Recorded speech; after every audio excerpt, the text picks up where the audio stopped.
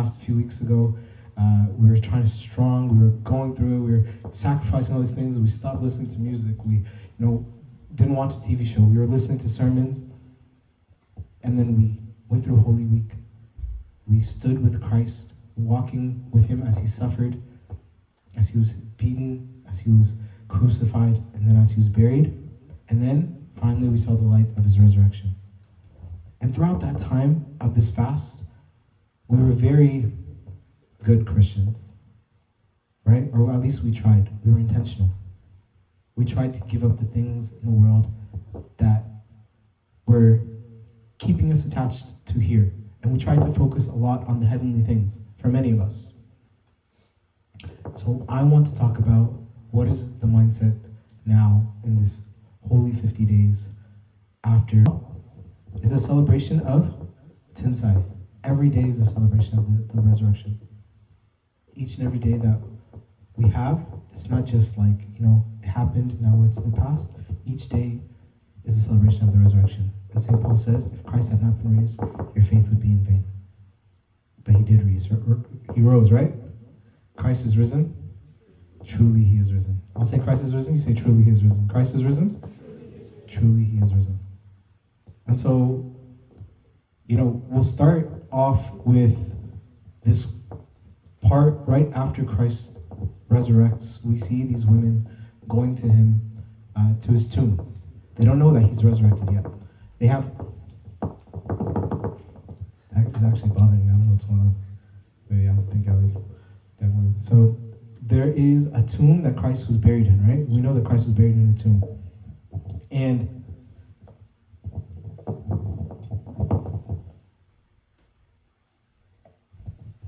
Justin, okay, that's better. Yeah, we know Christ was buried in a tomb.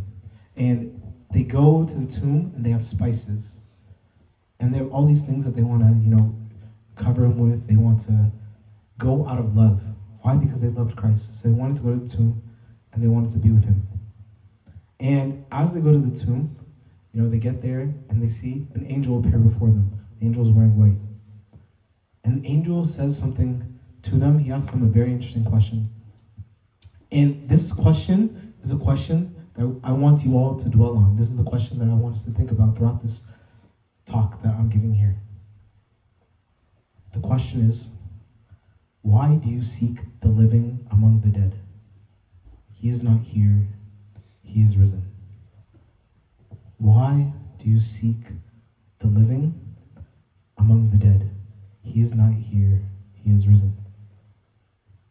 This question, when you first look at it at the surface level, you look at it and you're like, okay, obviously they went to see Christ. He's not there. The angel's saying, why are you here? He's not here. Why do you seek Christ who's alive, who's resurrected in this place that is for the people who are dead, and tombs of people where people are buried, right? But there's something deeper that we're going to investigate. Something that pertains to each and every one of our lives. We're going to ask ourselves,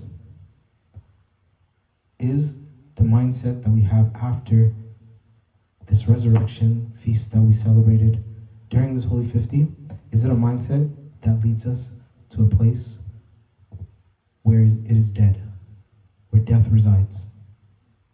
Is that where we're headed to? And that's the question we're going to try to answer for ourselves today. Are we going to the place where the dead is? Are we going to the tomb? Or are we going to Christ, where there's life, where he is resurrected? And that is kind of the theme of today's discussion that we're going to have. The next thing I want to talk to you about is this quote. St. Ephrem the Syrian, maybe you've heard of him before. He says, Christ has ascended, drawing us behind him. Why then do our thoughts descend? Why then do our thoughts descend? Why do we keep going back to the tomb? Why does our mind continue to go back to those things that we, during just recently trying to give up, go away from? Why are we chasing these things where we know that there's death? We know that it's sin. We know that it will not bring us closer to Christ. Why do we keep doing that? And the thing, again, today, that we're going to be talking about is our mindset. And how important our mindset and our thoughts are to pursuing Christ. To emphasize the point of this idea of our mindset and our thoughts, we'll look at a few biblical verses to show you how important your thoughts are, how important your mindset is when you're pursuing Christ. There's a few verses. I don't know if you could see it. I'll read them out to you. The first one is from Mark chapter 12, verse 30. It says, "Love the Lord your God with all your heart, soul, and mind." Love the Lord your God with what? Your heart, your soul, and your mind.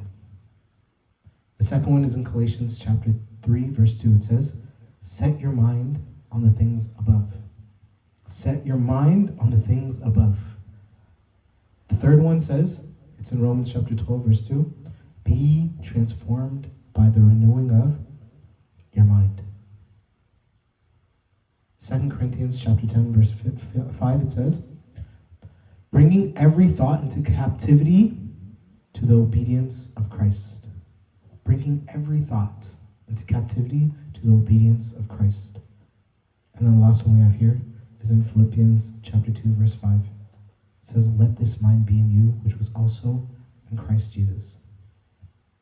And so when we talk about this resurrection mindset, it's not like just something that is like, I'm thinking positively. No, it's not just about thinking positively. Your mind is a spiritual battleground. Your mind is a spiritual battleground, and you cannot let the devil, the enemy, gain anything. You can't let them gain a step. And the devil will try. Your enemy will try. He will try to take your mind captive. But as we see, we are asked to bring every thought into captivity to the obedience of Christ. We already discussed a little bit about St. Ephraim the Syrian. He's one of the early church fathers. Another quote for you. I don't know why it messed up our formatting here. When I downloaded the slides, I fixed it. I don't know what happened. It's okay. You guys can read it. It says this. He writes about Satan speaking to death. Satan speaking to death. And he says this. "Who is more foolish than man? He cares more for his house than for himself. He checks his clothes daily while worms rot his body. He mends holes in his shirt but ignores the gashes in his soul. He fills his home with light but lets his heart remain dark. Who is more foolish than man?" Excuse me. "He sows good seed in his fields but fills his heart with weeds. His mind lies trampled and open, yet he builds fences around his vineyard. He chooses fine grapevines to plant, but his thoughts are vines from Sodom. He keeps wild animals from his crops, but lets beasts devour his thoughts." Do you see what's happening here? This is a conversation, as I said, with who? Satan and death. Satan and death. And here Satan is saying, he's laughing at us. He's saying, these people, these men, these women, they were created in the image of God. And look at them. They guard their houses, their bank accounts, their social media profiles, their reputations, and they leave the one thing that matters most wide open, unguarded. And we, the demons, walk right in. We let our thoughts open. We let the gate open for the devil. He keeps wild animals from his crops, but lets the beasts devour his thoughts. The crops are the physical, right? We keep things away. We want to protect our property, our niblet. But when it comes to the things inside, we open it up for the devil. And so, I want to ask you, how many of us are tired of letting the enemy hold us captive? How many of us are tired of having our thoughts drag us into places that are so far away from the mind of God?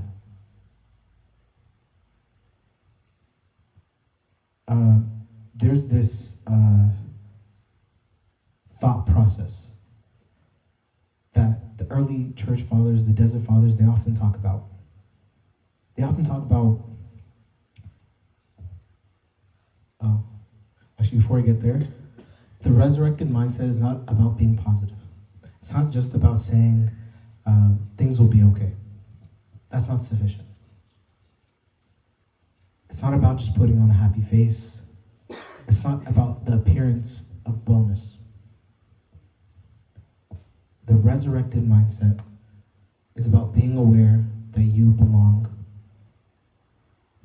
to the kingdom of heaven. This is the resurrected mindset. You belong to the kingdom of heaven. When you have that mindset, I belong to the kingdom of heaven. I belong to God, that I may sit next to him when the time comes, you have a shift. Let me continue. There's this law called the law of cognition. You think something, and that thought, we can't always control our thoughts. But what you think shapes what you believe. And what you believe shapes how you feel. And how you feel shapes what you do. So you think something, you believe it, then you feel, and then you do. I'm not anywhere in the medical field. I'm not a scientist, except I'm CS, but I don't think that counts.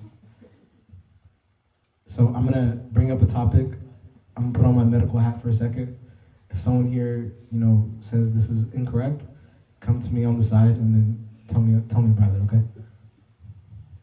There's this concept of neuroplasticity. You guys say that word? Neuroplasticity. Neuroplasticity. Very good. Neuroplasticity. Abel, can you explain for us, actually? Just kidding. It's the brain's ability to form and reorganize connections in response to what it repeatedly does. Your brain's ability to form and recognize connections in response to what it repeatedly does. And so, for example, a little baby is trying to learn how to walk. It may fall 1,000 times until their brain builds the motor pathways and their mind builds the pathways for your thoughts, in the way that your mind builds the pathways for your thoughts. So, for instance, a little baby, it continues to try to do the things over and over again until its mind is able to do a thing. Similarly, our mind builds pathways for our thoughts. If every time you face a situation, you go to the worst, most extreme version of it, that will become your learned behavior. You will train yourself to process every piece of information that you get with that lens. Let me give an example. A friend of mine we were talking, we were over text. And I don't know if you know, but text sometimes, your tone may not clearly be transcribed through it, unless you're using like voice notes or something.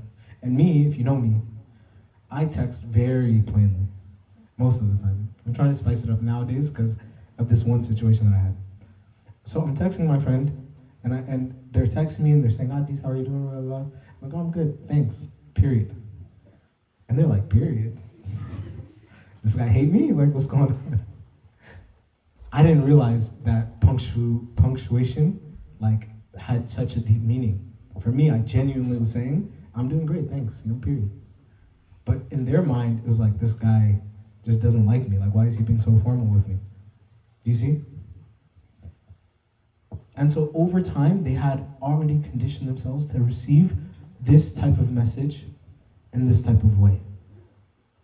When in reality, that wasn't the case. That wasn't my intention.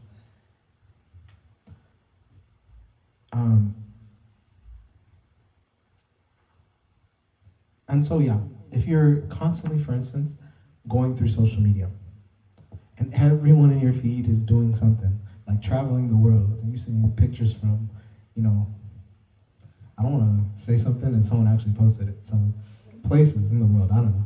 Vietnam. I don't know. Okay, you've been there? Okay. I'm not talking about you.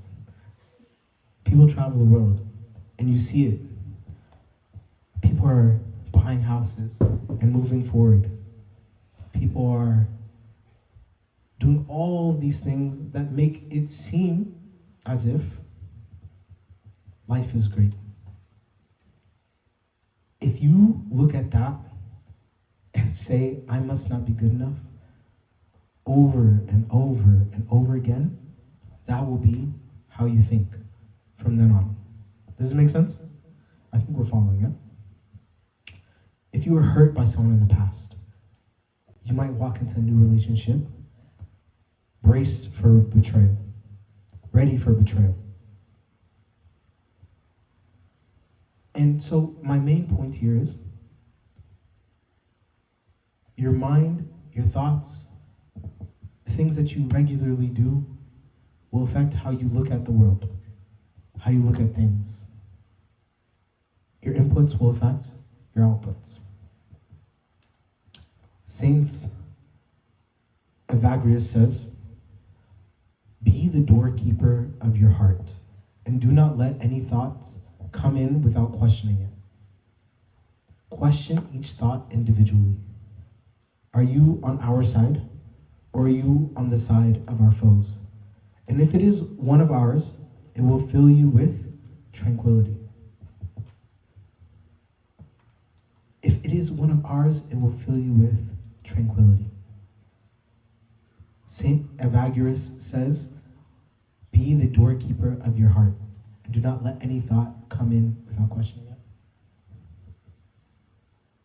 And so, anytime you have this feeling, dang, I just put a period on my text, or, all these people are traveling, I might not be good enough. Take every thought and pause.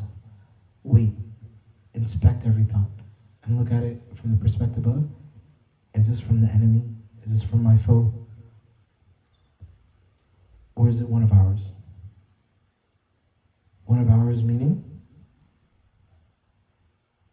one that will lead me towards Christ. Season. I told you I was sick earlier, so it's kind of coming up. Towards Christ.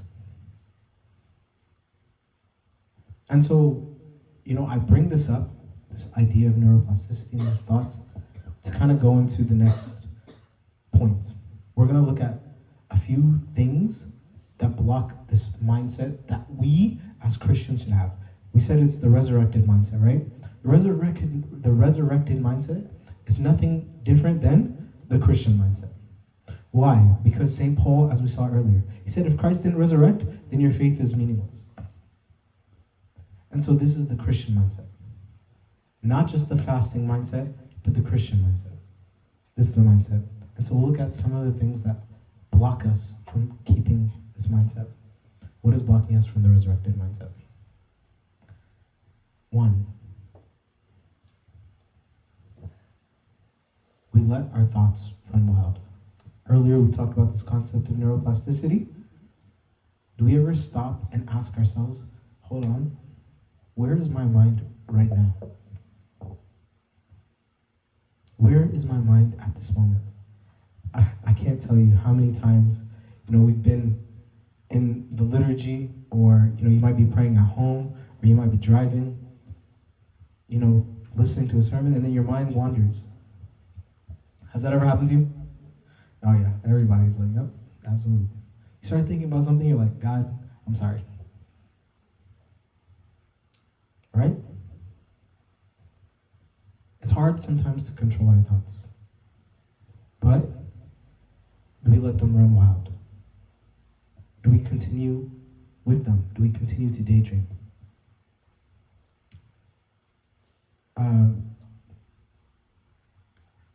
King Solomon, he warns us about this. He warns us about this in the Song of Songs. He says, Songs of Solomon, catch the foxes, the little foxes that spoil the vines, for the vines have tender grapes. These little thoughts that appear in our minds, that pollute the way ones that we let run wild. These little foxes that we let run wild. They will spoil the vines and the fruit that was supposed to come from them. And so if you're standing in your prayer and you're like, your mind is running, do not let it run. Pause. We'll figure out what we're going to do with it. We'll look at that. We'll look at that. These are the things we can do with it. We're going to catch it. We're going to hold the thought. We're going to hold the thought. Okay. You're standing up for prayer, and then all of a sudden you think, what am I going to make for dinner tonight? What am I going to have for lunch? Pause. Name the thought. Sometimes it doesn't even feel like it's like that bad. Sometimes you might have horrendous thoughts, like very bad. Some of you may have experienced this. I don't know why this happens, but you ever hold a baby? See, I know. So you guys know exactly what I'm saying. Yeah. I don't have to finish it.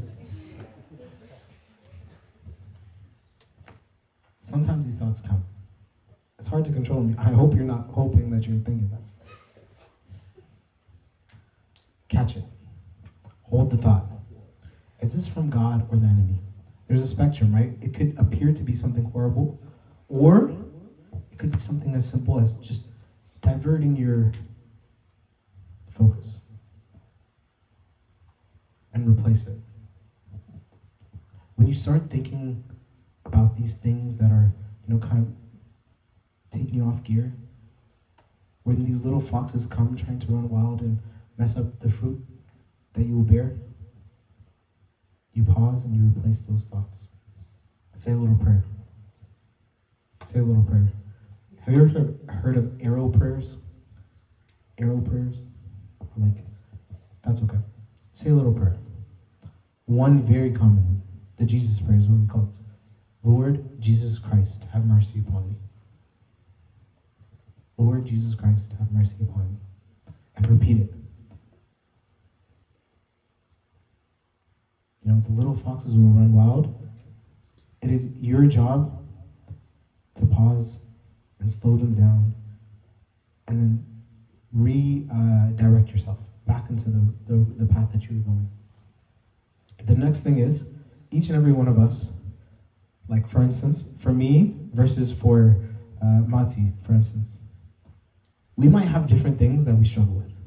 There may be different things that we may be going through in our life, things that may affect us. For me, it might be, I'm addicted to my social media. I'm watching my Instagram all the time. For him, it might be, he likes to stay up late, whatever it is.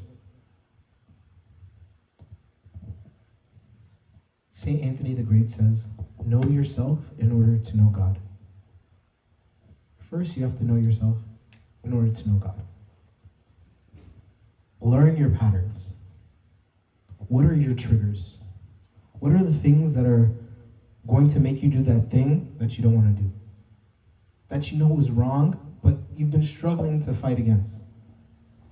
Know your triggers. Learn your patterns. And then, once you kind of know a little bit more about yourself and who you are, that's when you can really catch the thoughts and really diagnose and change your path. So that's the first blocker. Don't let your thoughts run wild. Don't let your thoughts run wild.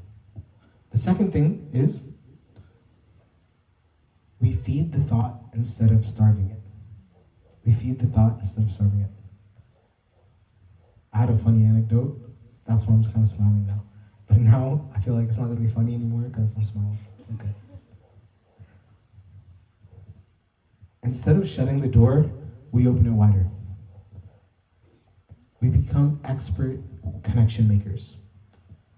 For instance, one thought, Adi sent a period on his text. That means he remembered the thing 7 years ago, and he hates me.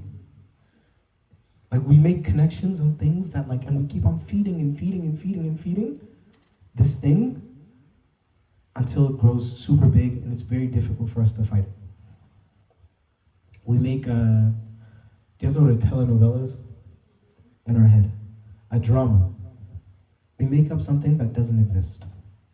We feed and feed and feed until it becomes something in here and we project it into the world. There's, this is not the funny anecdote, so it's okay, don't laugh the laugh on this one. But there's a story of this monk. Actually, it's two monks. They're on a pilgrimage, they're walking, and they come to a river. When they come to the river, they have to cross the river. And there's a woman by the river. And this woman is dressed up like very nicely, and one of the monks, she basically is like, the woman's like, I don't want to go into the water. So one of the monks goes to the woman and picks her up, and they walk through the water across, and he drops her off across. And they keep on walking on their pilgrimage. An hour later, the second monk couldn't contain himself. He couldn't contain himself. And he said, how could you carry that woman? You are a monk, you've broken your vows. The first monk looked at him and said, I sat her down by the river an hour ago. Why are you still carrying her? Why are you still carrying her? Sometimes we feed and feed and feed. We keep quiet and we let these things manifest and grow and grow and grow until almost they can explode within us.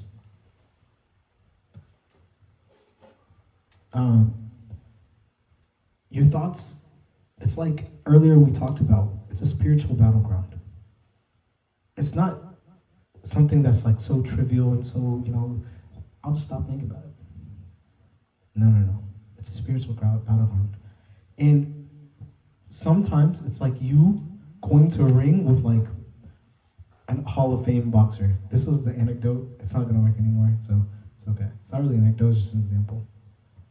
Your thoughts are like stepping in the ring with a Hall of Fame boxer.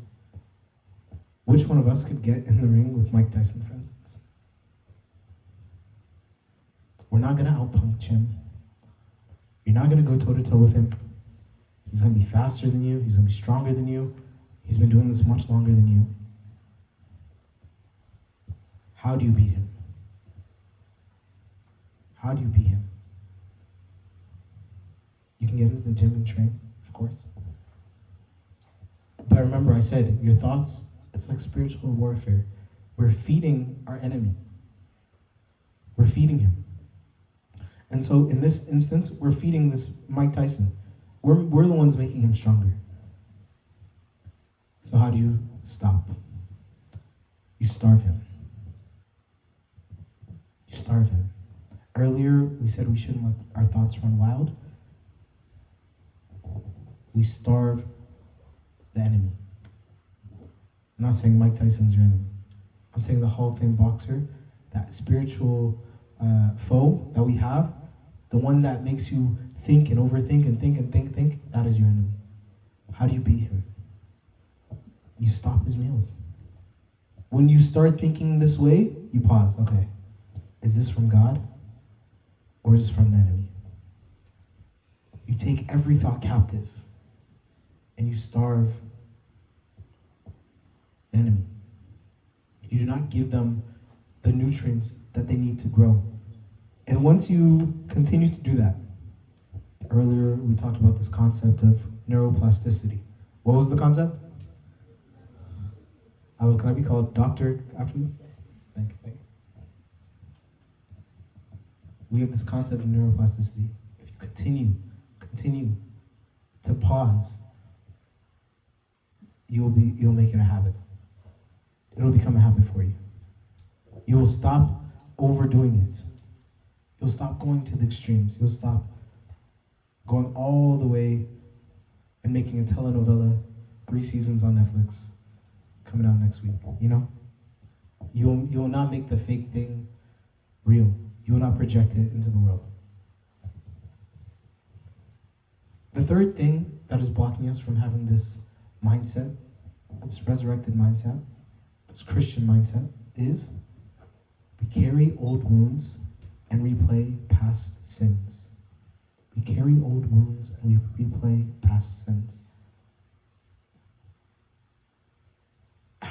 us have thought, and I think we've talked about this before, the reason all this bad stuff is happening to me is because God is punishing me for my past. It's because God is punishing me for my past. Like something bad happens to you, God is punishing me. Maybe you didn't say it out loud, but it could be dwelling in the back of your mind. Like something bad happens, like you get a bad review at work, you fail an assignment, a test, man, God must have it out for me. Or maybe I'm no longer in good terms with God. Our past, our old wounds, the things that we replay in our mind, those things are cleansed only when we go and we meet our priest and we confess. So I ask you, these things, I'm not saying bad things happen to you because God has an agenda against you. But I'm saying do not dwell on the past things. If you've confessed these things, if you go to your Father confession and say, Father, X, Y, and Z, those things are gone. God has forgotten those things. And that's not something that you should take lightly.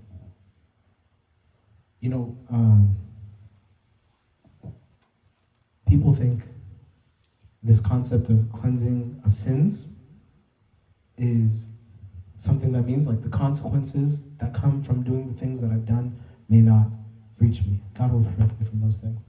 And maybe God will. But we can even look. Who's the man in the Old Testament? He's a king. Everyone knows him that did this great sin. That's still talked about. David, right? King David, he goes and he sees this woman and he sleeps with her. And she has a husband. The amount of consequences and trials and tribulations that he faced because of these actions that he had, the lust that he had, were many. His kids fought. He was even chased out of the kingdom at one point. There are many trials that he faced. But God still called him the man after my heart. Do you see? You may feel that your life has challenges or difficulties, but that doesn't mean God is out for you, or he doesn't like you, or you have some sort of grudge against you. St. Paul says this actually. If anyone is in Christ, he is a new creation. Old things have passed away. Behold, all things have become new. When we're baptized into Christ, when we go and we confess, we're cleansed. Like in the Psalms, he says, cleanse me so that I may be whiter than snow. That's how we are. We're whiter than snow.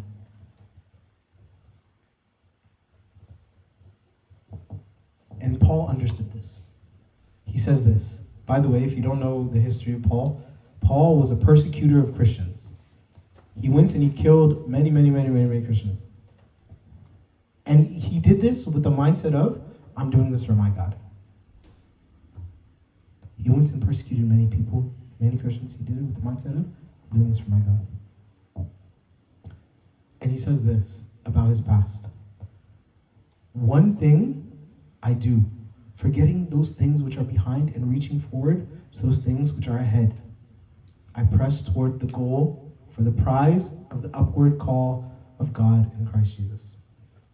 So, for us, it could be, I went and I was clubbing. I went and I was smoking.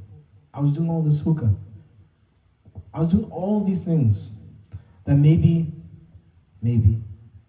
God, maybe he doesn't like, or he doesn't want those things from me. Do we dwell on those things? Do we dwell on those things? St. Paul, he was a killer. He persecuted Christians. There's many saints in our church. There's one man, his name's St. Moses the Black. I think we have icons of him downstairs, yeah? Yeah, we have some icons of him. This man was a gang leader. He used to go and persecute people. I think I read a story of him where he saw there's a river. I don't know why there's so many rivers today, but there's a river. And on the other side of the river, he sees a shepherd with goats. And what does he do? He jumps, and the shepherd goes running. And he takes the goats, he slaughters a few of them, and takes them, and eats what they have. This man was a criminal. And then he became a monk.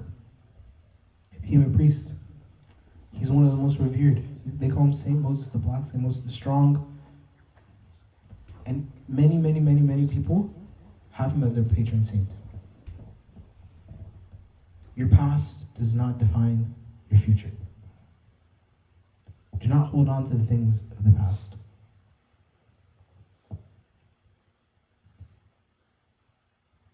The strategy of the enemy is twofold. First, he's going to try to tempt you.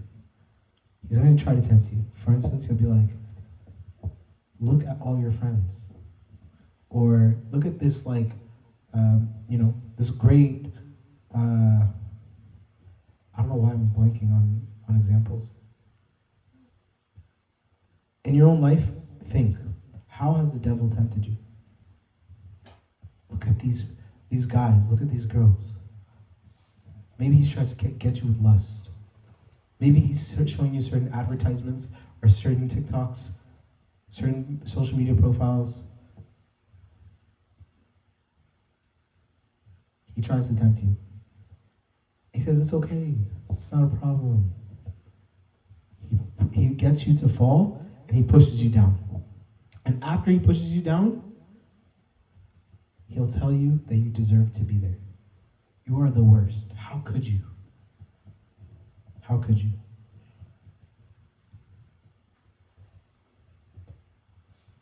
This is the response to that. Whenever you feel those thoughts coming in your head, where you're like, I'm not worthy, or, God doesn't love me. But look at a few examples of, people who are really going through it. But when you have those thoughts of yourself, this is what you say. Let me tell you how the Lord feels about me.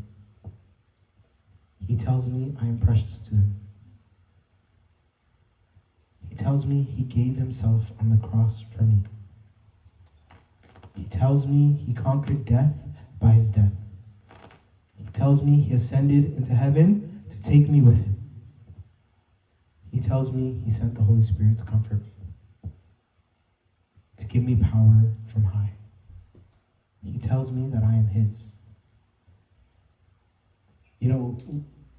There's this image, I don't see here, but Christ with a lamb on his back. He has 99 lambs, and one goes missing. And he goes and finds that one lamb. That one lamb is us. It's you and me. The one who wandered away. Christ goes and brings back. That is the love he has for us. That is the thing that we must remember.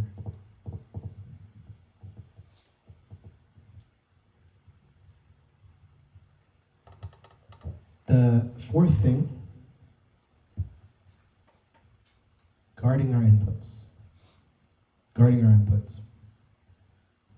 1 Peter chapter 5, verse 8 says, be sober-minded, be watchful. Your adversary, the devil, prowls around like a roaring lion seeking someone to devour.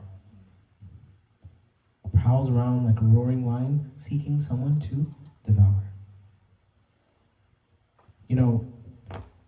The devil doesn't sleep. But also God doesn't sleep. The devil will be trying to come and catch you slipping whenever you were lax or whenever you let these thoughts in. And so we must be watchful of the things that we let in. There's a story of this priest. Before he was a priest, he was just a man. He lived in, I think he's Egyptian, and he lives in a Coptic household. And back in the day, you guys know what cassettes are? I think everyone here is old enough to know what a cassette is, right? Okay, a CD, yeah. I think some people understand. I see some confused faces. It's okay, you can look it up later. And so they had cassettes. And he would listen to all this gangster rap. And he would play it in his room, and one day his dad comes into his room. They're about to go on a road trip, and he's like, I wonder what my son would like to listen to. He's always listening to something in here. Let me take this cassette, take it on the road trip with us. And so they go on the road for this road trip, and his dad says, I have one of your cassettes. Let's listen. He puts it in, he plays it. By the way, have you ever seen that meme where the guy is like driving to work, and he's like in a suit, very professional, and then he's like listening to all this gangster rap? Have you heard that? Imagine that in your head. This is like the type of thing that he was doing.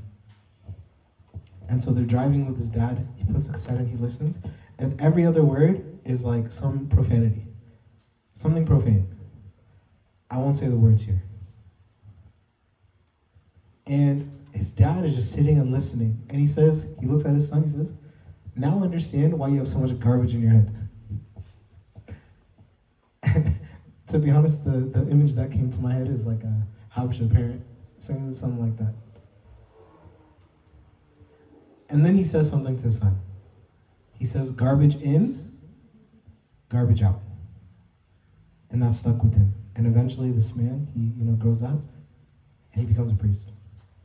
And the thing that I want you to think about here is the things that we input into ourselves, into our minds, are going to affect our outputs. It's going to affect how we visualize the world. It could be the shows that we're watching, the books that we're reading, the people and relationships that we have. All of these things will affect how you visualize the world. And so the fourth blocker is we don't guard our inputs. We don't guard our inputs. Is there some sort of security that you have when you're listening things to kind of drown things out that maybe are not appropriate for you?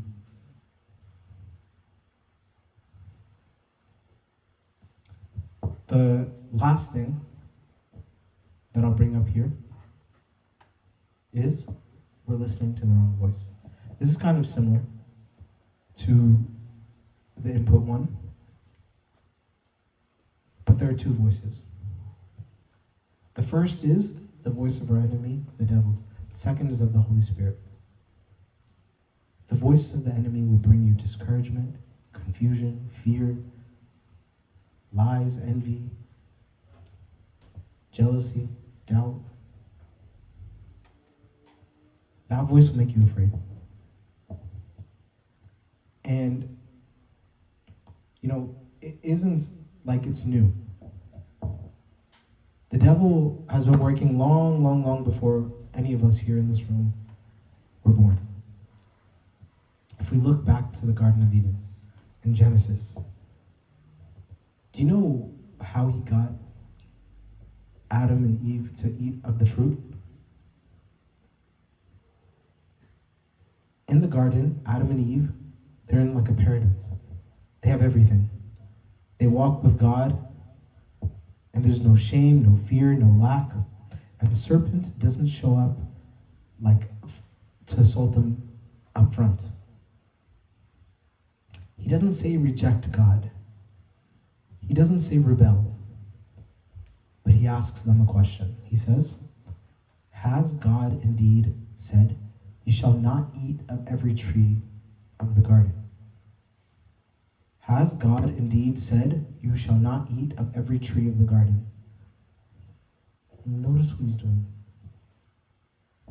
God, when he talked to Adam and Eve, he tells them, you can eat of every tree except one. The serpent twists it. He reframes it. He says, has God indeed said, you shall not eat of every tree in the garden? As if he's withholding everything. And Eve corrects him. She says, we may eat of the fruit of the trees, but of the fruit of the tree in the midst of the garden, God said, you shall not eat it, nor shall you touch it, lest you die. The serpent moves to step 2. He calls God a liar. You will not surely die, For God knows that in the day you eat it, your eyes will be opened, and you will be like God, knowing good and evil.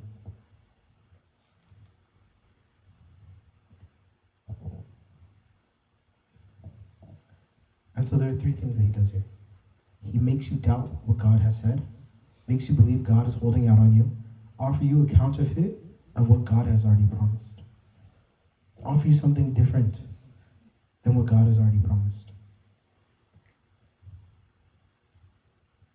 This is exactly how the devil, the enemy, works in our lives today. He might twist things and ask you questions. Did God really say you were forgiven? Does he really have a plan for you? Did he really say you were enough? Laying the groundwork for doubt. To take root and try to grow it. This is the first step. You know, one thing that actually I think many people struggle with, especially if you've been in the church for a little bit and you're starting to do more and more and you're fasting and all these things, and then you say to yourself, I've been good. I've done good. I can handle it.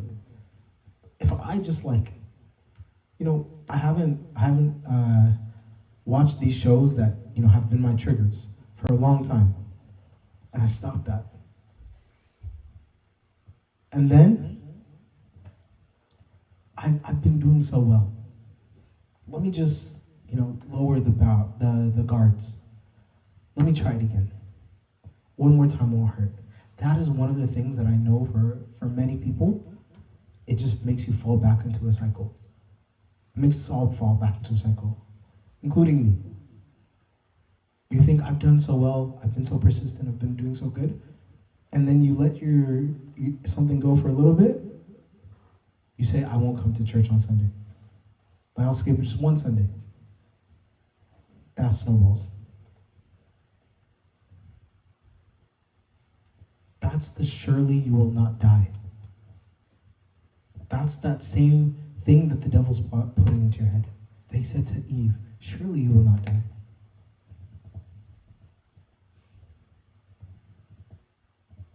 And that's the most dangerous thing.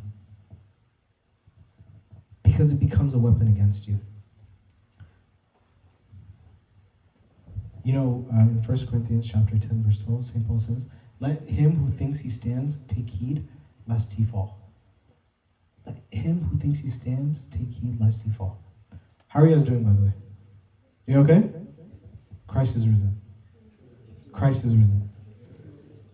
Christ is risen. Very good. I think people are... It's okay. That will be all right. Almost done. We'll run through this. When a thought comes, you speak back to it. You answer the lie with the truth. The enemy might say to you, God is against you. What do you say back? God is not against me. He's drawing me to him. If he is for me, who can be against me? The enemy says, you're never going to change. You say back, I'm a new creation. Old things have passed away. The enemy says, you're alone. Nobody actually cares. You say, I will never leave you nor forsake you. That last one, you're alone and no one cares. I think that's when we may feel, especially times where we're going through stuff in life, man, how could God have left me? By myself. Just a few stories of people in the Bible that went through very, very, very tough things. And it says that God was still with them. Really quickly. Excuse me. Joseph. Story of Joseph. His brothers sell him into slavery. He's in this pit. And then he goes and he works in this house, and the master of the house, his wife, tries to sleep with him, and he flees, and she lies, and now he's back in jail for years. There are many instances where he's at very low points. Do you know what it says, though, in Genesis 39? The Lord was with Joseph. Not after he was in prison, not after he became the second in all of Israel. It was when he was stuck in these situations that, you might not think there's anything that comes after. My life is over. What more is there? It says, the Lord was with Joseph. St. Paul and Silas in Acts.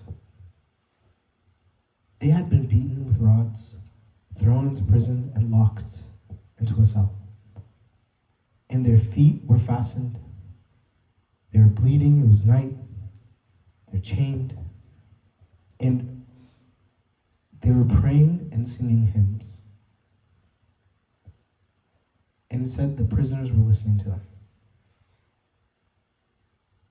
And then suddenly there was a great earthquake, so that the foundations of the prison were shaken, and immediately the doors were opened and everyone's chains were loosened.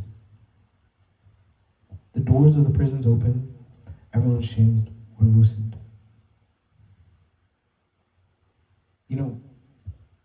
This is what we see. I'm not saying that in these times that, you go to jail for speeding or something, you pray to God and, it's going to be earthquake and your chains are going to be loosened, the doors are open. That's not what I'm telling you. What I'm telling you is God is there even in those desperate times when you're struggling. Do you guys know who Shadrach, Meshach, and Abednego are? You might know them by Azariah, Ananiah, and Misael. There's that picture right there. They're right here as well. They're in this fire. They're thrown into this fire. The fire, by the way, is so hot that the people who threw them in the fire died. Because of how hot this fire was. And there was a fourth person seen in the fire. And our church tradition tells us that is Saint Gabriel. God does not let those who are struggling, especially for his sake, he will not let them go. The last one is Elijah the prophet. And so Elijah is this great prophet. He does all these things. Did you know that Elijah, in 1 Kings chapter 19, verse 4, he says something that I don't know if you've ever heard. If we ever talk about mental health in the church, this is something very telling. Many of us, or many of you, some of you at least, may serve in your life. You may have felt this way. It says this. Elijah said, "It is enough. Now, Lord, take my life." Maybe you haven't felt to that extreme, but I can't do this anymore. I'm struggling. Lord, it's enough.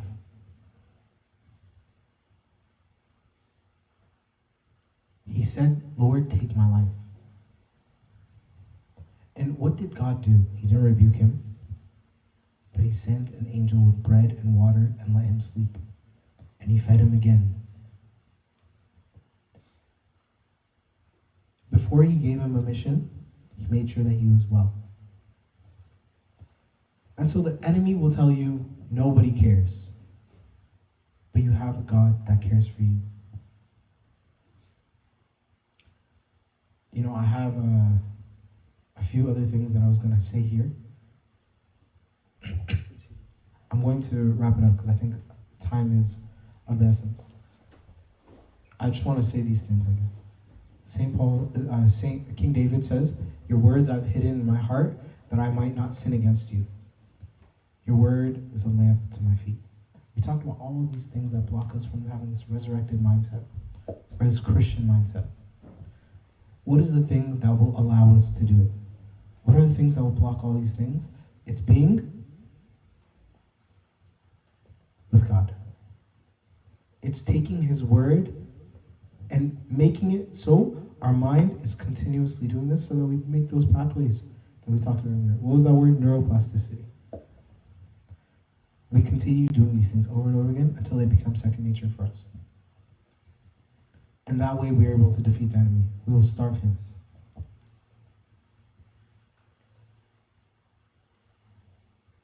I will not say much more. There was one more story that I was going to say, but I think rather than going through that, I'll say this last thing.